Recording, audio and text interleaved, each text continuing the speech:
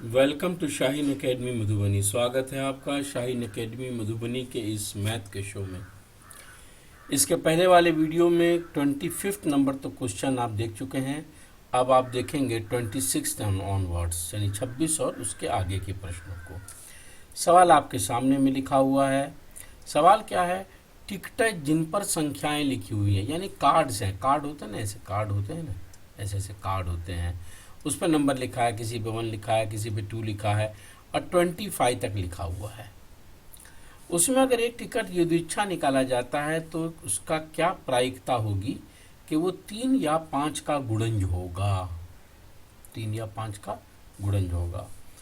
जब आप इसका हल करना शुरू करेंगे तो सबसे पहले लिखेंगे कि कुल टिकट कितने हैं, यानी कुल कार्ड कितने हैं। कहीं टिकट का लफ्ज आएगा, कहीं कार्ड का लफ्ज आएगा। कुल टिकट हैं 25। इसमें 3 के गुणज कितने हैं? 3 के गुणज कितने हैं? पहला तो 3 है, फिर 6 है, फिर 9 है, फिर 15 है, फिर 18 है, फिर 21 है और फिर 24 है। इसके बाद 3 9 27 भी आएगा, लेकिन वो 25 से ज़्यादा हो जाएगा। तो कुल कितने हो गए? 1 2 3 4 5 6 7, 7 कार्ड हो गए। ठीक। अब 5 के गुणज, 5 के गुणज कितने हैं? यानी 5 का पहाड़ा, तो पहले 5, 10, 15, 20, 25। अगर 5 छक्के 30 लिखिएगा तो 25 के ऊपर चला जाएगा, जो मिलेगा ही नहीं। तो कुल कितने हैं? 1 2 3 4 5, 5 हैं। दोनों मिलके कुल कितने हो गए? 12। कितने हो गए? 12। ध्यान रखिएगा, दोनों मिलकर के 12 हो गए। तो जब हम प्रायिकता लिखेंगे, प्रायिकता किसकी? 3 या 5 के गुणज, 3 या 5 के गुणज। तो जवाब क्या होगा? कितने कार्ड हैं 3 या 5 के गुणज? 12। और कुल कार्ड कितने हैं? 25। और क्या ये कटेगा? नहीं कटेगा, इसलिए आंसर यहीं पर समाप्त। बड़ा आसान सा सवाल है, ठीक है। Very easy. अगला सवाल देखिए। थोड़ा निब को मैं पतली कर ले रहा हूँ, बहुत मोटी निब है ये। एक घड़ी की मिनट की सुई 21 सेंटीमीटर लंबी है। मान लीजिए घड़ी है, मान लीजिए कि क्या है? घड़ी है। जाहिर बात है घड़ी ऐसी होती है, गोली होती है ना घड़ी, और उसमें जो सुई है वो ये है। मान लीजिए ये सुई है, यहाँ 12 का कांटा है और सुई की लंबाई है 21 सेंटीमीटर। बड़ी घड़ी है कोई, दीवार वाली।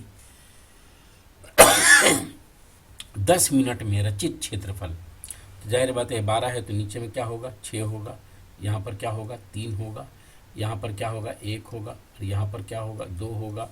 इसी तरह यहाँ 4 होगा, यहाँ 5 होगा, यहाँ पर 9 होगा, और घूमते घूमते वहाँ तक पूरा 12 हो जाएगा 10 मिनट में। यानी सुई जब यहाँ से यहाँ आ गई तो जो ये क्षेत्रफल है ये कितना होगा? ये क्षेत्रफल ज्ञात करना है आपको। ये क्षेत्रफल ज्ञात करना सिंपल है। क्या है? त्रिज्या खंड आ गया। क्या आ गया? त्रिज्या खंड। देखिए अब हम लिखेंगे कैसे। हल। r बराबर 21 सेंटीमीटर। थीटा निकालना अपने आप में एक काम है, बाकी तो कोई काम है नहीं इसमें। थीटा यानी कि ये कितना डिग्री है, ये निकालना अपने आप में एक काम है। चलिए निकाल लेते हैं, कोई दिक्कत नहीं है। थीटा बराबर, पहले ये बताइए कि सुई यहाँ से चली और यहाँ से घूमते घूमते घूमते घूमते घूमते जब यहाँ पहुँच गई वापस, तो कुल कितना डिग्री बना? 360 डिग्री बना ना। यहाँ से स्टार्ट की और चलते हुए जब वापस आई तो 360 डिग्री बन गया। ठीक है, ध्यान रख के रहिएगा कि 360 डिग्री बन गया ये। लेकिन इस 360 डिग्री में कुल कितने टुकड़े हुए, कुल कितने भाग हुए? देखिए 1 2 3 4 5 6 7 8 9 10 11 12 भाग हो गए। यानी 12 से अगर आपने इसको डिवाइड किया तो आपको पता चलेगा कि एक भाग में कितना एंगल बना। लेकिन 10 मिनट में कितना भाग आ गया? 2 भाग आ गया। तो अगर आप इसको 2 से गुणा कर दें तो आपको पता चल जाएगा कि कितना हुआ। काट दीजिए, मालूम हो जाएगा। 12 कन 12, 12 तिये 36, 0 के 0, तो आंसर आया 3 दूनी 6 और 0 60 डिग्री, ये 60 डिग्री आ गया। कितना डिग्री आ गया? अब काम आसान है। एरिया ऑफ त्रिज्या खंड बराबर एरिया ऑफ त्रिज्या खंड बराबर होगा, सूत्र आप जानते हैं, पाई आर स्क्वायर थीटा बटे 360। जगह मेरे पास नीचे में कम है, मैं बगल में लिख रहा हूँ। पाई का मान क्या होगा? 22/7, चूंकि दिया हुआ नहीं है पहले से। आर यानी कि त्रिज्या। ध्यान रखिए 2020 में ये सवाल आ चुका है, इसलिए आने की संभावना बहुत अधिक रहेगी। 5 साल हो चुका है। 22/7 गुणा आर क्या है? 21 गुणा 21 और गुणा थीटा क्या है? 60 डिग्री। अब बटे 360। कुल काम जो है कैंसिल करने का है, काटने का है, और कोई खास बात नहीं है। 0 से 0 चला गया। 6 का 6, 6 छके 36, 7 का 7, 7 तिये 21, 3 एकम 3, 3 दूनी 6 और 2 एकम 2 और 2 11 22। अब बचा क्या? वही आंसर है। जो बच गया वो आंसर है। क्या है? यहाँ बचा 11 और यहाँ बचा 21। 11 गुणा 21, बाकी न ऊपर कुछ बचा न नीचे कुछ बचा, तो 231 स्क्वायर सेंटीमीटर, यही इसका आंसर है। 231 स्क्वायर सेंटीमीटर। लिख लीजिए, लिखिए, लिखना जरूरी है, लिख लीजिए।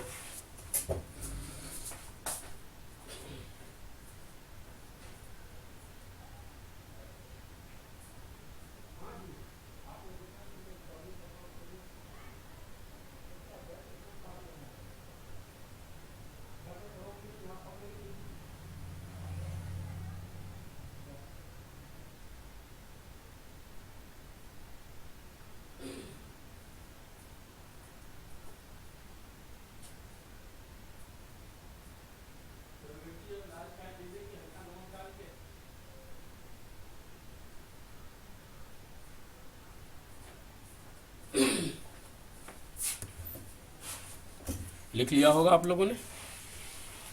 अगला सवाल देखते हैं, क्वेश्चन नंबर 28। क्या हुआ? 28 नहीं आ रहा है। किसी शंकु का वक्र पृष्ठीय क्षेत्रफल क्या होता है? शंकु देख लीजिए, शंकु किसे कहते हैं। मैं फिगर के साथ आपको इसलिए बताना चाहता हूं ताकि बात आपके दिमाग में अच्छी तरह से बैठ जानी चाहिए। शंकु किसे कहते हैं? ये रहा शंकु, ये नहीं है, ये नहीं है, गलत फिगर आ गई है। शंकु ये है, ये है। ठीक है। शंकु में क्या क्या ऊंचाइयां होती हैं, क्या क्या लंबाइयां होती हैं, उसको एक बार देख लीजिए। शंकु में ऊंचाइयां लंबाइयां जो होती हैं उनको देख लीजिए। यहां से यहां तक जो होगी वो त्रिज्या होगी, और ऊपर से लेके नीचे लंबवत ऊंचाई जो होगी वो ऊंचाई होगी, और इसे एल कहते हैं, है ना। मैं जरा सा पेन बदल के आपको लिख के बता दूं। इसे कहते हैं आर, इसे कहते हैं एच, और इसे कहते हैं एल। तो अब आपको आंसर लिखना है। वक्र पृष्ठीय, एरिया ऑफ शंकु वक्र पृष्ठीय, शंकु वक्र पृष्ठीय, इसी को आप लिखते हैं एरिया ऑफ इसी को आप लिखते हैं CSA शंकु। क्या लिखते हैं?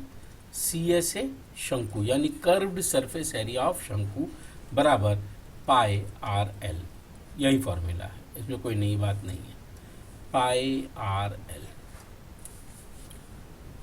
ठीक है। साफ नहीं दिख रहा है तो मैं एक बार फिर से साफ लिख देता हूँ आपके लिए, कोई बात नहीं है। थोड़ा सा साफ साफ लिख दे रहा हूँ क्योंकि यही आंसर है, इसी पे आपको मार्क्स मिलने हैं। पाई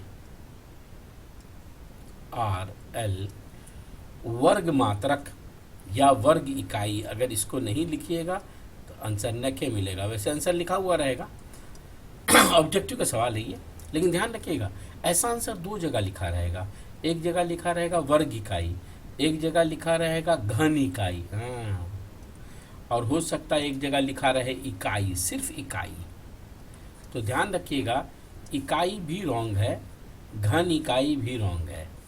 राइट आंसर यही है, वर्ग इकाई और पाई आर एल। कभी कभी ऐसा होता है कि आर दे दे और एच मालूम, आर दे दे और एच दे दे, एल नहीं देता है। हाँ, ऐसा होता है। तो ऐसी हालत में आप फॉर्मूला है आपके पास, एल बराबर होता है under root R square plus H square. कभी कभी ऐसा भी होता है कि आयतन मालूम करना होता है, तो आयतन में एल की ज़रूरत नहीं होती है, एच और आर चाहिए, तो एल दे देता है और एच या आर में से कोई एक चीज़ दे देता है। तो अगर एच मालूम करना हो तो अंडर, इसमें क्या लिखेंगे आप, under root L square minus R square. बिल्कुल इसी तरह अगर आर मालूम करना हो तो L square minus H square. क्यों? इसका जो बेसिक फॉर्मूला है वो यही है, L square is equal to R square plus H square. ये सूत्र आपको याद है तो कोई भी दो चीज़ दी रहेगी, एक चीज़ का मान आप आसानी से निकाल सकते हैं। तो आंसर समझ में आ गया, पाई आर एल। अगला सवाल लिख लीजिए, इसको भी लिख लीजिए, इसको भी रफ फिगर बना लीजिए और इसको भी लिख लीजिए।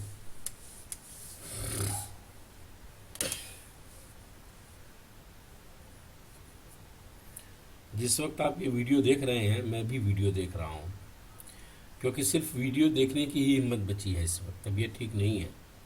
ये वीडियो हमने दिन में लगभग 3 बजे के आसपास रिकॉर्ड कर दिया था।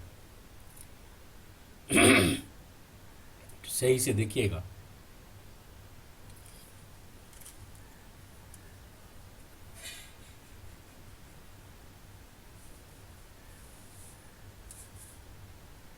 अगला सवाल, 2, 6, 4, 5, 0, 2, 1, 2, 3, 2 का बहुलक क्या है? बहुलक, बहुलक इसको इंग्लिश में मोड कहते हैं। क्या कहते हैं? मोड। ध्यान रखिएगा, जब मोड की बात आई तो आपको एक फॉर्मूला याद आ जाना चाहिए। क्या? 2 बहुलक बराबर 3 माध्यिका, 3 माध्यिका माइनस 2 माध्य।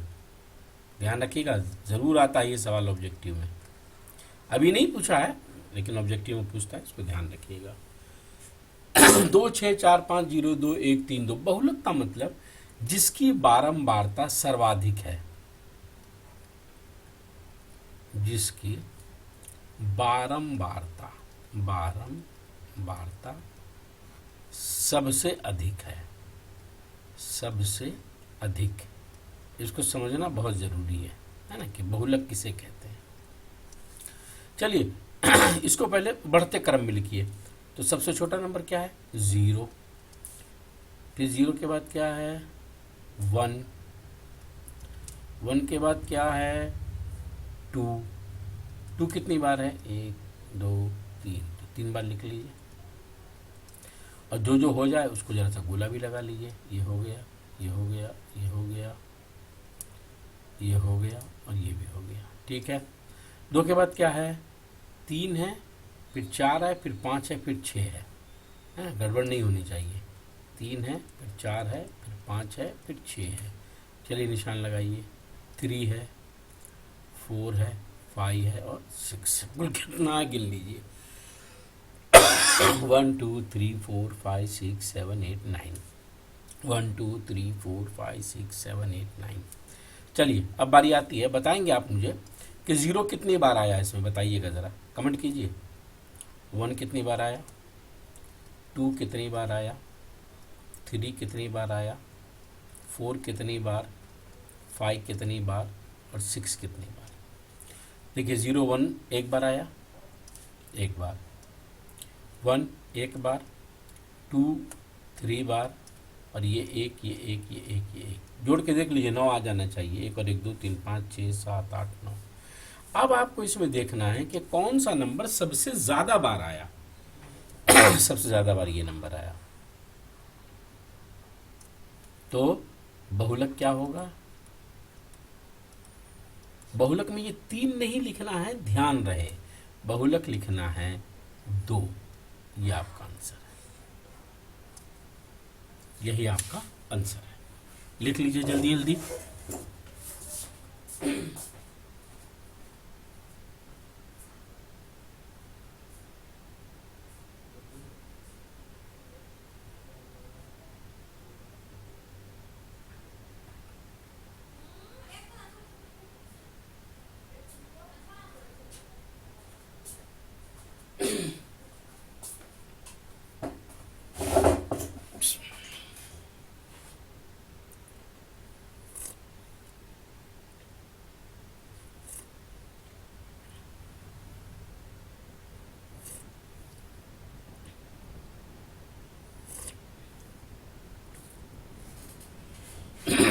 अगले सवाल पे, यदि किसी घटना के घटने की प्रायिकता P है तो उसके नहीं होने की प्रायिकता क्या होगी? आसान तरीका है। प्रायिकता P है, क्या है? ऐसे नहीं लिखेंगे, हिसाब से लिखिए। प्रायिकता होने की, प्रायिकता किसकी है? होने की, P है। तो प्रायिकता, इसको P भी कहते हैं, नहीं होने की, नहीं होने की, नहीं होने की, समझिएगा जरा। होना और न होना मिलकर एक होता है। इसके पहले भी कई बार आपको बताया हमने कि P of E plus P of not E ये ऑलवेज इक्वल टू 1 होता है, यानी होना और न होना मिलकर एक होता है। तो अगर होना P है तो न होना क्या होगा? 1 में से इसको माइनस कर दीजिए, 1 में से घटा दीजिए, यही इसका आंसर है। होना और न होना मिलकर एक होता है ना? यह है ना, देखिए, होना और न होना मिलकर एक होता है। तो अगर होना P है तो न होना 1 माइनस P।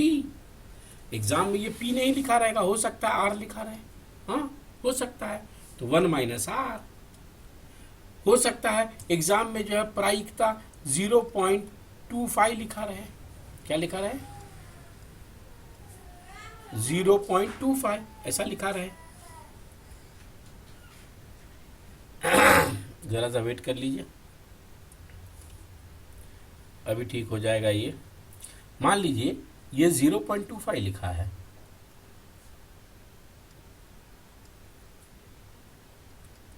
मान के चलिए, तो ये क्या होगा? 1 माइनस 0.25, और 1 में से 0.25 को घटा के लिख देंगे, सिंपल। यानी बेसिक फॉर्मूला ये है, होना और न होना मिलकर एक होता है। ठीक है।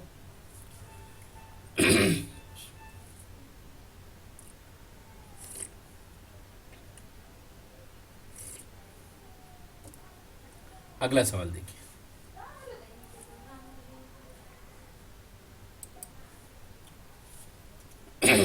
निम्नलिखित में से कौन सी अभाज्य संख्या है ना? पहले भी किया, अभी थोड़ी देर पहले इसको लगता है। 91 का मतलब क्या हो गया? 13 सत्ते 91, इसका मतलब हो गया 9 नवा 81, इसका मतलब हो गया 17 तिये 51। लेकिन ये गरीब का कोई मतलब नहीं, ये सीधे सीधे 71 है। तो ये क्या है? अभाज्य। मतलब समझना है अभाज्य का, क्या समझना है? मतलब अभाज्य यानी केवल एक से भाग हो या अपने आप से भाग हो और किसी से भाग नहीं होना चाहिए, उसे अभाज्य कहते हैं। टिक मारने वाली बात है, कुछ नहीं है।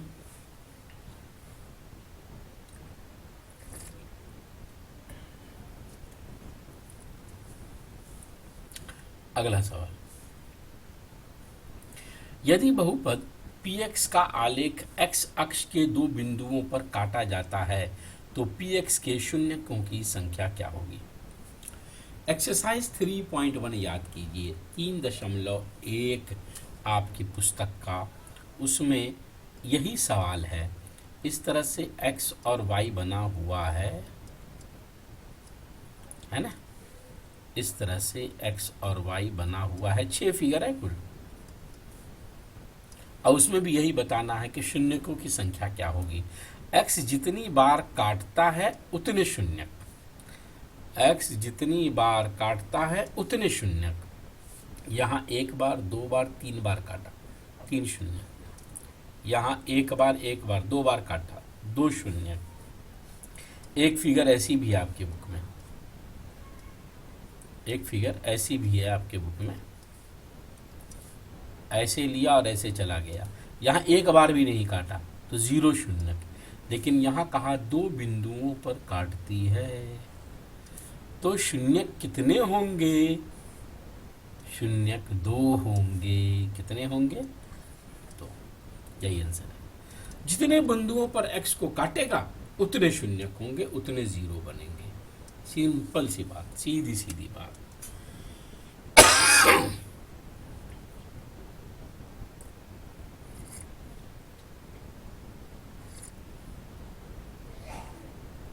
देखिए अगला सवाल। सवाल नंबर 33। समीकरण युग्म ये और ये असंगत है, संगत है, या इनका अद्वितीय हल है, या कोई नहीं है। देखते हैं। पहले तो लिख लीजिए, पहले तो लिखिए 5x minus 3y is equal to 11, और यहाँ पहले 6y लिखा, तब माइनस 10x लिखा। देख लीजिएगा, गड़बड़ यहीं पर होती है। आपको पहले x लिखना है, माइनस 10x, फिर लिखना है plus 6y is equal to, यहाँ अच्छा ये माइनस 11 है, सॉरी सॉरी सोरा सोरा सोरा, आइवा आइवा, माइनस 11 बराबर 0 है ना।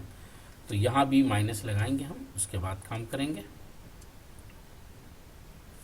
माइनस नहीं है बल्कि प्लस है 22 बराबर। देखिए पजल नहीं होइएगा, सीधी सी बात है। समीकरण एक जैसा था वैसे ही हमने लिखा, जैसा था वैसे ही।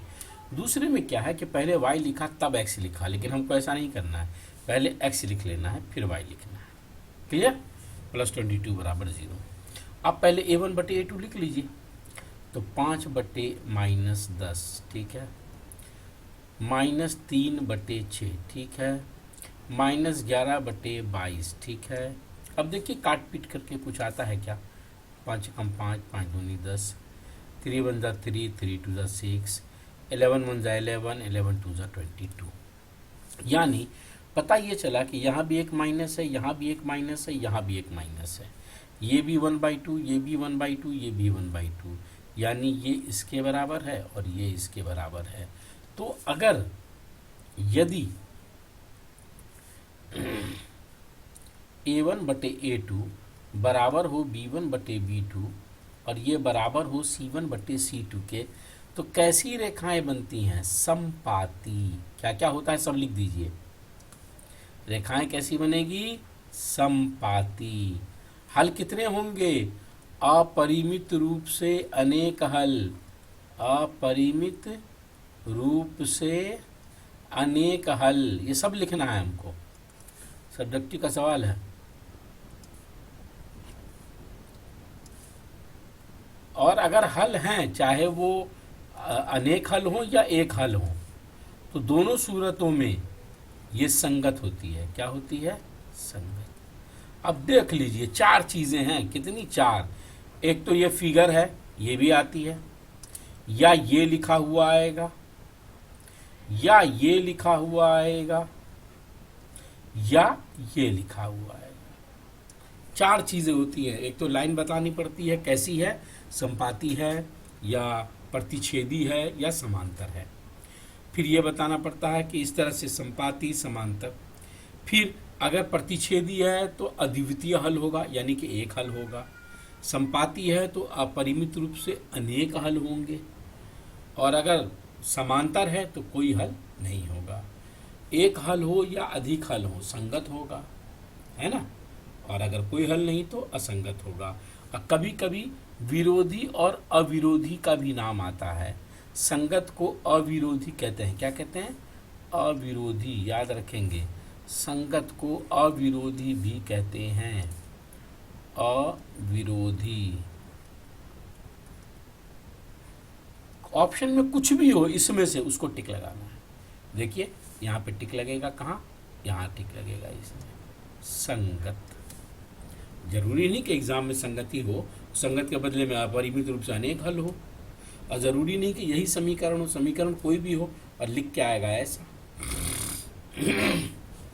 इसका मैंने एक बार लॉजिकली आपको समझा दिया था कि एक बिंदु पे काटेगा तो एक हल होगा, और लाइन पर लाइन है तो ढेर सारे बिंदुओं पे मिलन हो रहा है तो अनेक हल होंगे, और जब ये समांतर होता है तो मिलता ही नहीं कहीं, तो कोई हल भी नहीं होता। Very simple. हल होगा तो संगत भी कहेंगे, अविरोधी भी कहेंगे, और हल नहीं होगा तो असंगत कहेंगे और विरोधी कहेंगे। ठीक है, लिख लीजिए।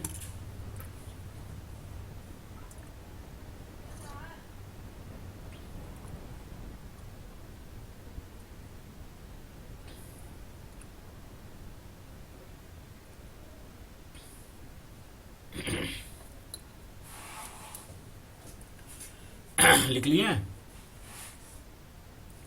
चलिए, जब तक अगले सवाल को देख लीजिए। अगर मैं ज़्यादा देर तक नहीं, अगर मैं स्लाइड को रुकने दे रहा हूं तो आप वीडियो को पॉज कर लिया कीजिए, पॉज करके देख लिया कीजिए। ये रहा अगला सवाल, जब तक इसको देखिए। ये सवाल इसके पहले 2 बार और हो चुका है, 1 बार नहीं 2 बार हो चुका है। जरा अपने से कीजिए, तो इसको कीजिए अपने से।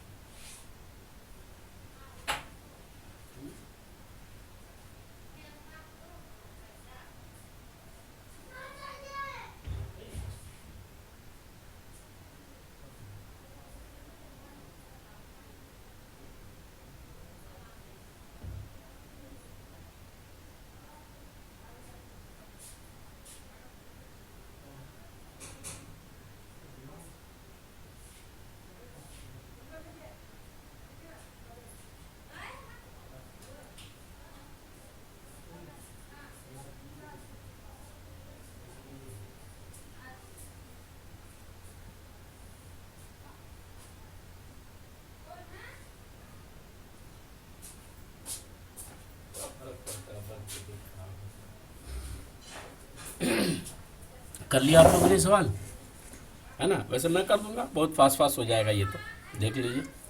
ए बराबर क्या है? पी। स्लो, धीरे। बी इज इक्वल टू क्या होगा इसका?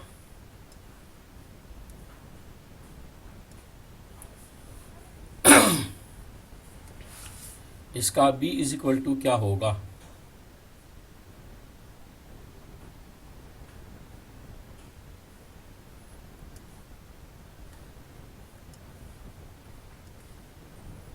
किसी किसी रंग जो इसका सॉफ्टवेयर है ना, ये काम नहीं करता है। बी इज इक्वल टू क्या होगा? ये क्यू। और सी इज इक्वल टू क्या होगा? ये आर। तो मूलों का योग ज्ञात करना है। तो आप जानते हैं मूलों का योग यानी अल्फा प्लस बीटा, ये बराबर होता है माइनस बी बटे ए, होता है ना? अल्फा प्लस बीटा यानी माइनस बी बटे ए। बी का मान क्या है? क्यू, लेकिन आपको क्या लिखना है? Minus Q. और बटे ए क्या है? पी। यही आंसर है। बताओ, गणित से आसान कुछ नहीं मिलेगा आपको, यकीन मानिए आप हमारा। बताइए, अब ये आप खुद ही सोचिए ना, ये कोई जवाब है? हाँ, अगर मूल ज्ञात करने के लिए कहता तब एक लंबा प्रोसेस आपको हल करना होता, लेकिन मूलों का योग कहा। अच्छा, अगर मूलों का गुणनफल भी कह दे, क्या कीजिएगा? मूलों का गुणनफल बराबर सी बटे ए। सी की जगह पे क्या है? आर। और बटे ए की जगह पे क्या है? पी। लीजिए, गुणनफल भी आ गया। अब और कुछ चाहिए? कुछ भी नहीं है, नथिंग। सीधा सीधा सवाल है, सीधा सीधा एकदम। ठीक है, लिख लीजिए जल्दी से।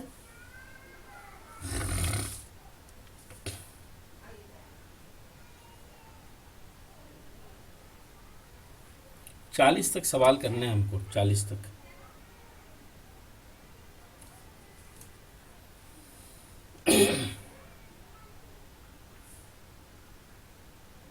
नहीं, ये वाला नहीं हो पाएगा, डॉक्टर के पास ही मिल।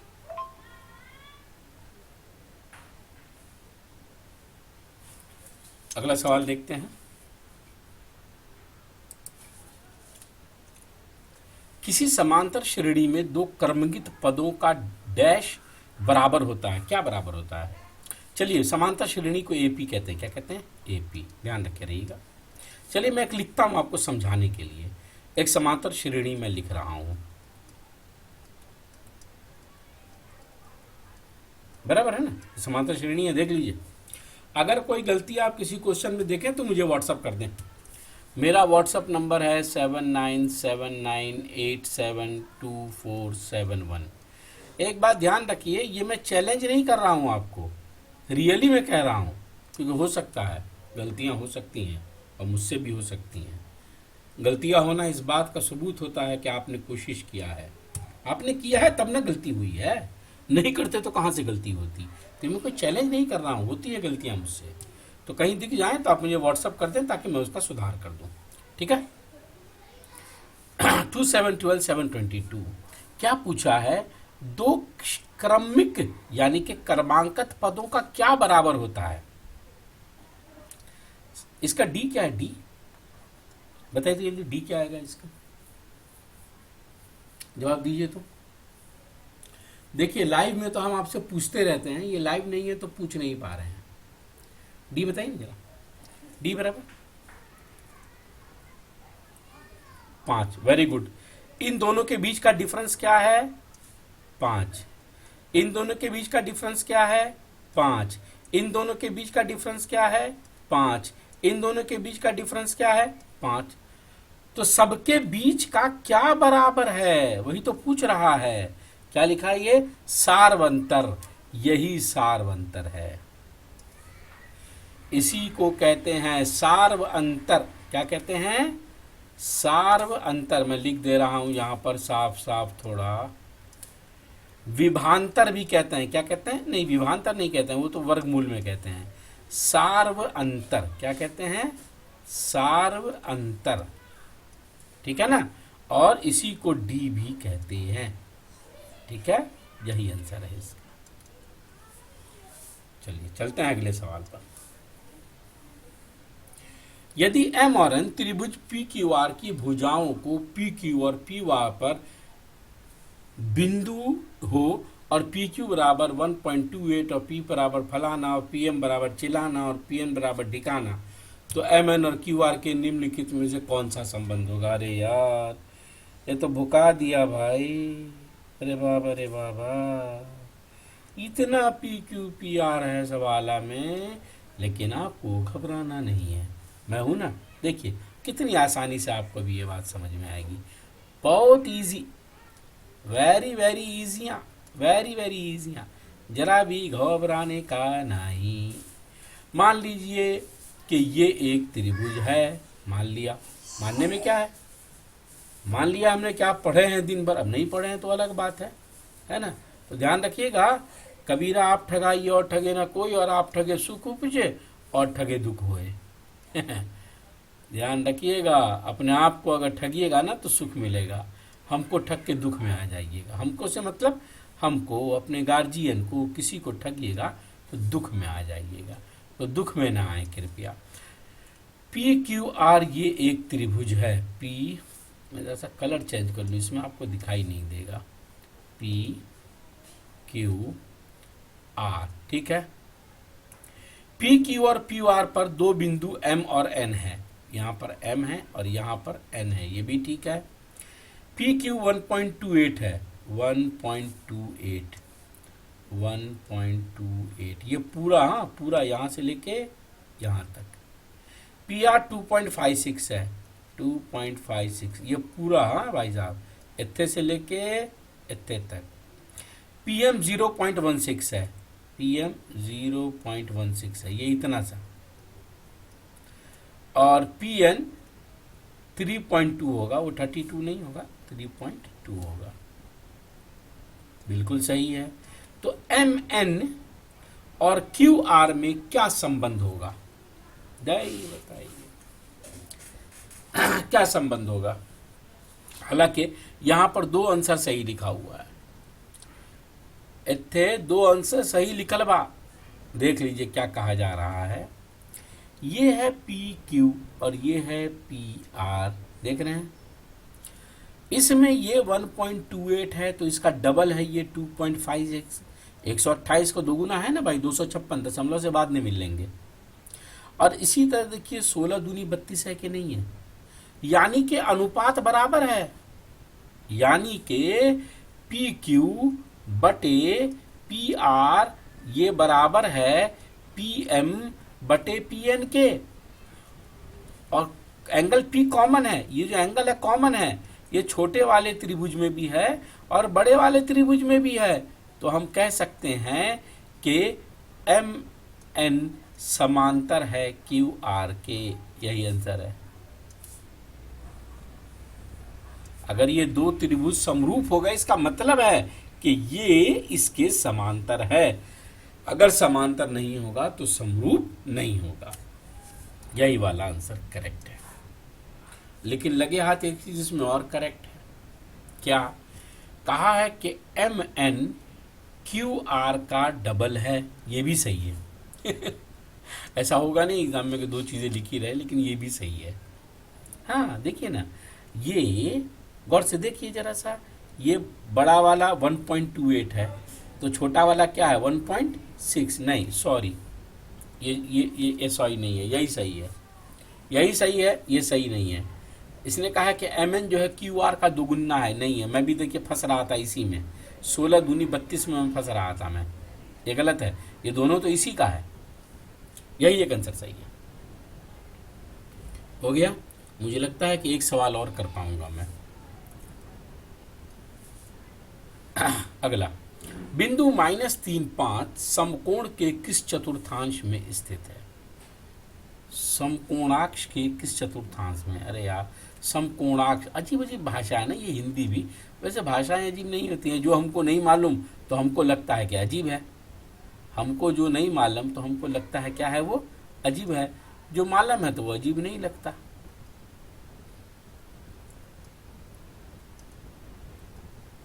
देखो अब ये काम में नहीं कर रहा है ये, तो मैं कैसे बनाऊंगा? ये काम करेगा तब ना।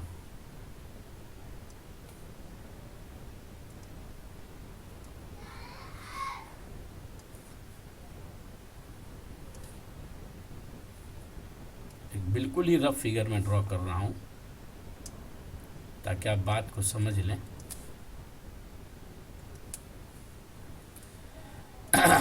हालांकि कई बार समझाया हूँ, 2530 बार हो चुका है, लेकिन मेरी तो आदत है कि करत करत अभ्यास ते जड़मती हो तो सुजान, और रसरी आवत जावत ते सिल पर पड़त निशान, है ना। तो मैं निशान डालने के फिराक में हूँ कि कब आपके दिमाग पर मेरी बात का निशान पड़ जाए, है ना। चलिए कोई बात नहीं, इतने पे ही काम कर लेंगे हम, ठीक है।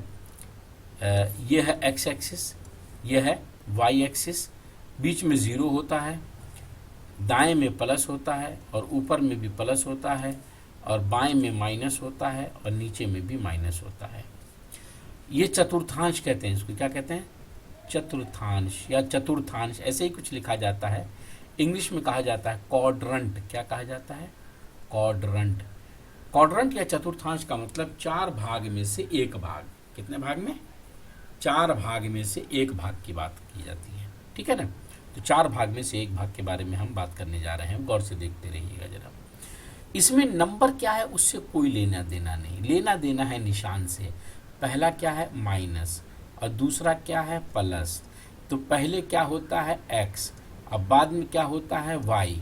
तो एक्स में क्या है? माइनस, गौर से देखिए, एक्स में क्या है? माइनस यानी इधर है, और वाई में क्या है? प्लस यानी इधर है। तो इधर और इधर यानी कि यहीं कहीं पे है, यहीं तो कहीं पे है ना। तो इस चतुर्थांश को क्या कहते हैं? बायां हाथ, दाएं हाथ से ऊपर वाले को पहला कहते हैं, और उसके बाद सीरीज बनती है दूसरा, तीसरा, चौथा। ये हो गया द्वितीय। द्वितीय अब कैसे हिंदी में लिखते होंगे मुझे नहीं मालूम, सही से बिल्कुल मालूम है, क्यों नहीं मालूम है, लिखा तो हूँ, ऐसे द्वितीय नहीं लिखते हैं, द्वितीय दीर्घिकार लगता है, ठीक है। द्वितीय चतुर्थांश में है, 2 नंबर चतुर्थांश में है, ठीक है। यही इसका आंसर है। लिख लीजिए। मेरे ख्याल से वीडियो जो है वो लगभग 35-36 मिनट का हो चुका है, और एक वीडियो इससे अधिक का नहीं बनेगा। पूरे वीडियो को अगर आपने सही से देख लिया होगा तो यकीन मानिए कि थारो काम पटी गयो, आपका काम हो गया। और एक बार देखने से नहीं हुआ तो बार बार देख लीजिएगा, ठीक है। चलिए, वेरी गुड।